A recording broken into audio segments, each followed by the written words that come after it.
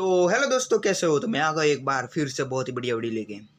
तो आज हम ऐसे सूरवीर योद्धा के बारे में बात करने जा रहे हैं जिसे दुनिया में सिकंदर नाम से जानते हैं। सिकंदर जिसने 20 साल की उम्र में अपनी गद्दी संभाली थी और 32 साल की उम्र में उसने पूरे विश्व का सबसे बड़ा हिस्सा जीत लिया था। सिकंदर जिसका जन्म आज से 2321 साल पहले ग्रीस के मैकेडोनिया में हुआ था और उनके पिता थे राजा फिलिप्स।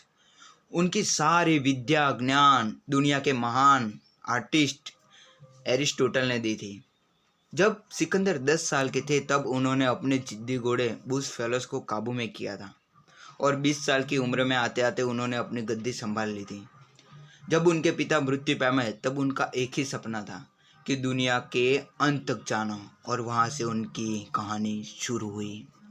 तो सबसे पहले उन्होंने ग्रीनियाट आई को ख़त्म करके फारसी साम्राज्य का अंत कर दिया और बाद में उन्होंने बहुत सारे युद्ध लड़े और उसमें बहुत ही महारथी मिली और 6 साल उन्होंने एशिया से लेके यूरोप तक सबसे बड़ा साम्राज्य खड़ा कर दिया और उनका अगला पड़ाव था भारत। और उन्होंने तक्षशिला से होते हुए भारत में प्रवेश किया और उनका सबसे पहला मुकाबला हुआ भारत के महान शूरवीर पंजाब के पोरस के साथ। ये युद्ध उनका बहुत ही कठिन था क्योंकि पोरस के पास हाथी की बहुत ही बड़ी सेना थी, लेकिन फिर भी पोरस की हार हुई और अंत में सिकंदर ने उसको पूछा भी कि तुम्हारे साथ क्या किया जाए।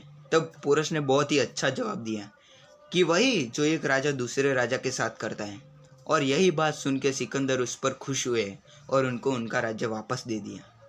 और बाद में लगातार 10 साल की लड़ाई और घर से बिछड़ने के कारण आगे बढ़ने से मना कर दिया। और वही जो एक राजा सिकंदर जो पूरी दुनिया पर राज करने वाला था, वही आज अपनी सेना के कारण पीछे हट गए।